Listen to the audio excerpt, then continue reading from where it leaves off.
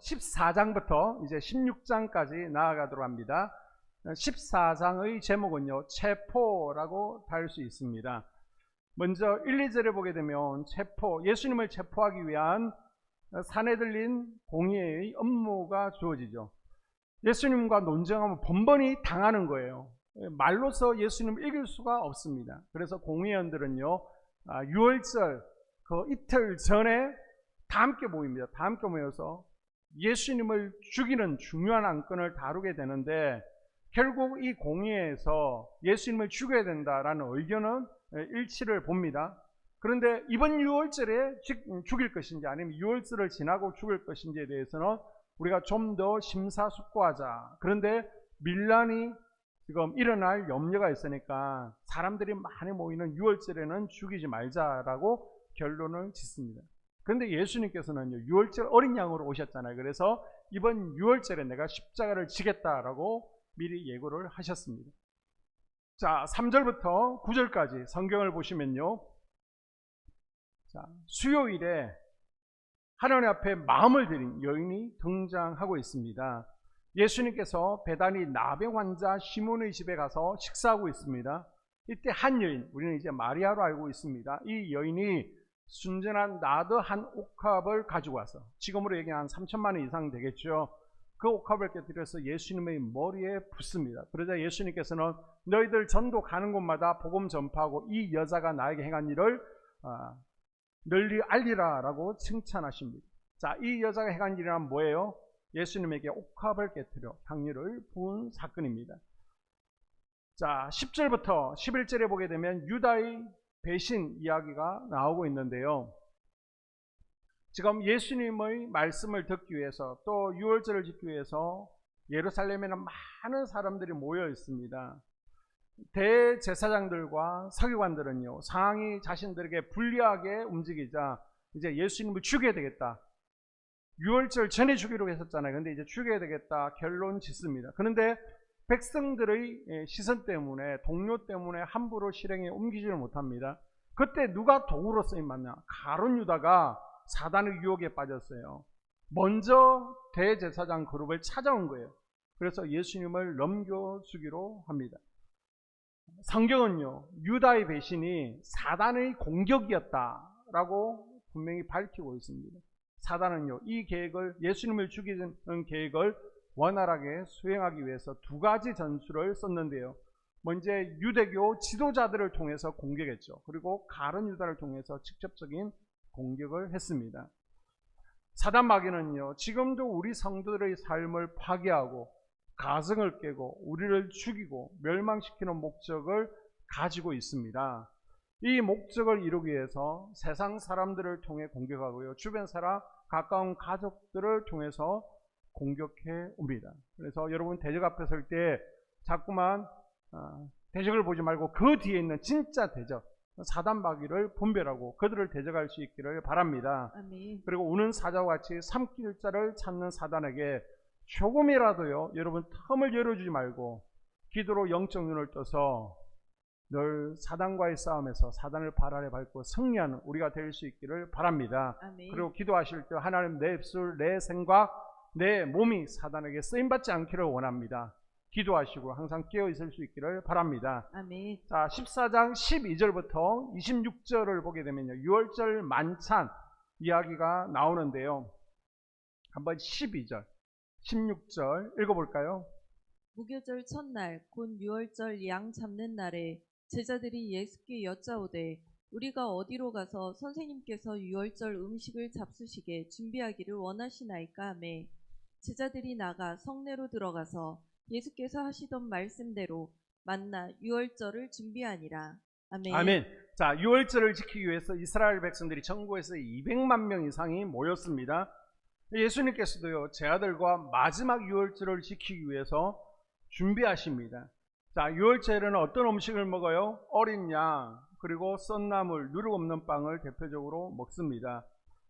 그런데 이번에는 예수님께서는요, 떡과 포도주를 준비하셨어요. 떡을 나누시면서 이것은 내 몸이다 말씀하시고요, 포도주를 나누면서 이것은 내 피다라고 말씀하십니다. 이 순간부터 더 이상 6월절이 아니라 이제 예수님께서 직접 세우신 우리가 성만찬을 거행하게 된 것입니다.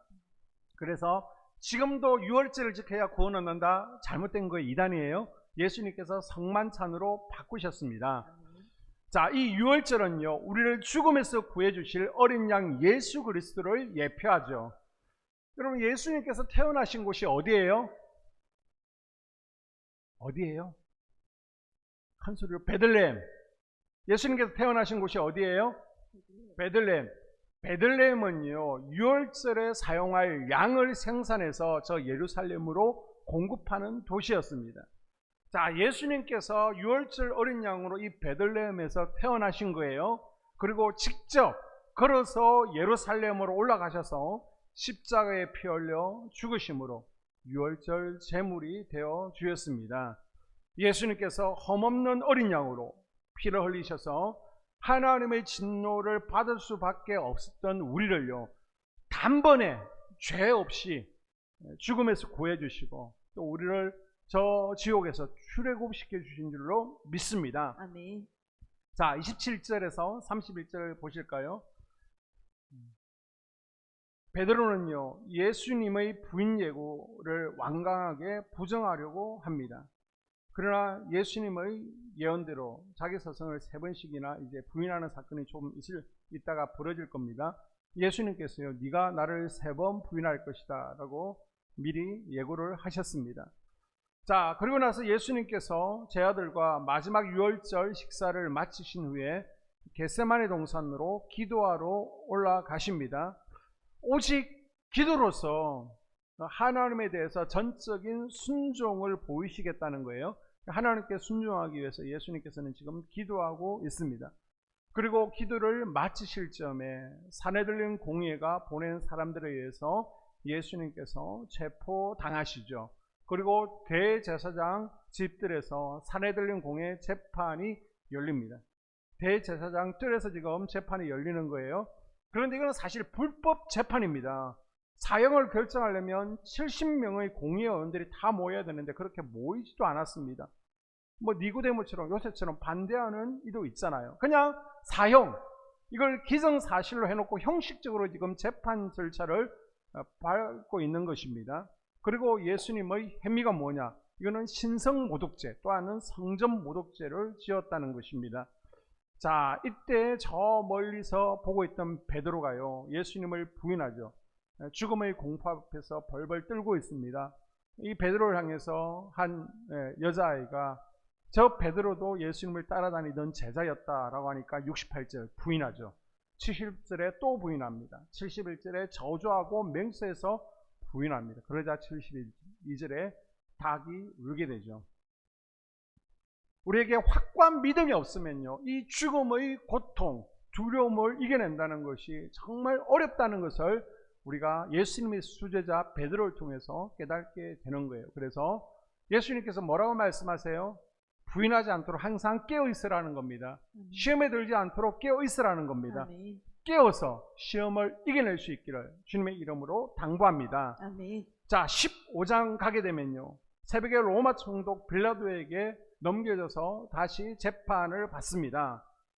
빌라도는 사내들린 공회원들이 예수님을 자신에게 넘긴 이유를 정확하게 알고 있습니다.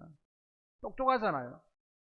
사내들린 공회원들이 예수님을 시기했기 때문에 체포한 것을 아는 빌라도는요, 로마 총독에게 주어진 유월절 특사 카드가 있습니다. 유월절 되면 한 명을 풀어줄 수 있어요.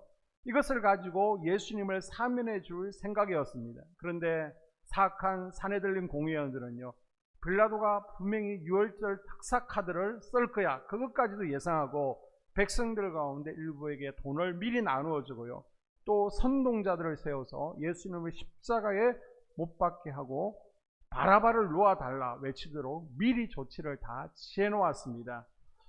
자, 빌라도는요, 1차 예수님을 신문해 보고 헤롯에게 넘겨서 어떻게 해야 되는지 자문을 구하죠. 지금 악의 세력들이 공모를 하고 있습니다. 그리고 빌라도는 아내가 반대함에도 불구하고 공의, 정의보다요 실리를 추구합니다.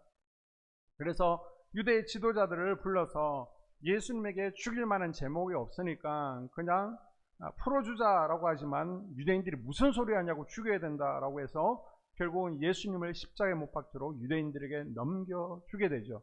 그래서 산헤드린 공의회는요, 예수님에게 신성모독죄, 성전모독죄 두 가지 제목을 세울 뿐만 아니라 이제 유대인의 왕이라는 제목을 세우게 되고요. 또 한 가지 이제 예수님께서 부활하신 후에는 부활을 속이는 자, 가짜 부활한 자라는 제목을 더 추가하게 됩니다. 이렇게 산헤드린 공의회는요, 예수님께 네 가지 제목을 씌워서 백성들에게 퍼뜨리는으로써 그 당시 그렇게 똑똑했던 사도 바울까지도 깜짝같이 속아서 처음에는 정말 예수님이 신성모독 그리고 성전모독 유대인의 왕이라고 했고 또 부활을 속인 자라고 생각하고 기독교인들을 그렇게 탄압했던 것입니다. 자, 예수님께서요 이제 군인들에게 채찍에 맞으시고 신문을 당하시는데 사형수에게는요 그 당시 로마 황제의 복장을 입히고 그 주변에서 시저 만세 외치면서 놀리는 논리가 있었습니다. 죽기 전에 그렇게 놀리는 거예요. 예수님에게도 왕이 있는 자색옷을 입히고 이제 월계관 대신에 가시면류관을 씌우죠. 그리고 군인들은 조롱하면서 시저 만세 대신 유대인의 왕을 연호하며 채찍을 때리며 희롱했습니다. 자, 그리고 저 골고다를 향해서 십자가를 지고 가시는데 십자가가 너무나 무겁잖아요. 그래서 알렉산드와 루포의 아버지인 구레네 사람 시몬이 골고다 비아돌로로사 그 길에서 십자가를 대신 져 주게 되죠. 그리고 예수님은 인류의 죄를 지시고 십자가에서 죽으십니다. 그때가 9시에 달리시고요. 오후 3시에 죽으십니다. 엘리 엘리 라마 사박다니라고 외치고 운명하시는데 운명하실 때 성전 휘장이 갈라집니다. 이것은 더 이상 희생 제사가 필요 없다라는 것을 알려주고 있습니다. 그런데 이 유대교 지도자 그룹은요, 휘장이 찢어졌잖아요. 그런데 비밀 위에 깜짝같이 이 휘장을 다시 꿰매는 작업을 하게 됩니다. 자, 금요일 오후 3시에 예수님께서 운명하셨습니다. 그리고 저녁 6시가 되면 이제 안식일이 시작되는 거예요. 3시간 안에 장사를 지내야 됩니다. 그런데 예수님 주변에 어떤 사람도요, 감히 나서서 예수님의 시신을 가져다가 장사를 지낼 수 없습니다. 나서면 예수님의 제자가 되어지고 공모자가 되어집니다. 그때 산헤드린 공의에 아리마대 요셉이 나서서 시신을 가져오고 수습을 하게 되죠. 아리마대 요셉은요, 공회원이었지만 예수님의 죽음에 동참하지를 않았습니다.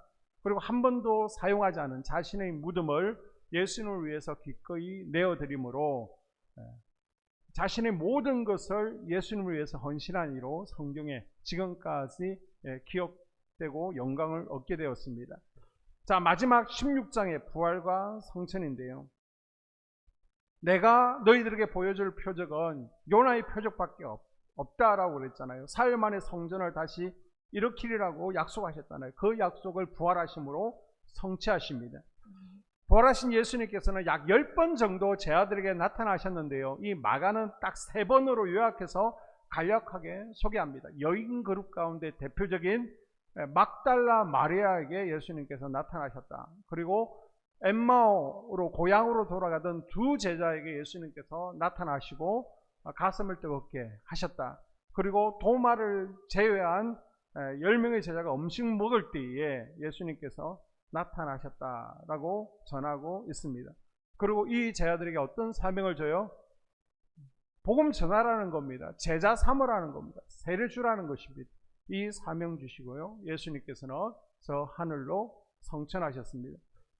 자, 마가복음 정리하면요. 처음에는 예수님 누군지 제자들은 잘 몰랐습니다. 그러나 이제 부활의 주님을 만났어요. 성령 받았습니다. 그 위에 다시 내가 높은 자리를 원하는 것이 아니라 이제는 복음을 위해서 자신의 목숨을 아끼지 않는 제자의 삶, 성인의 삶을 살아가게 되었습니다.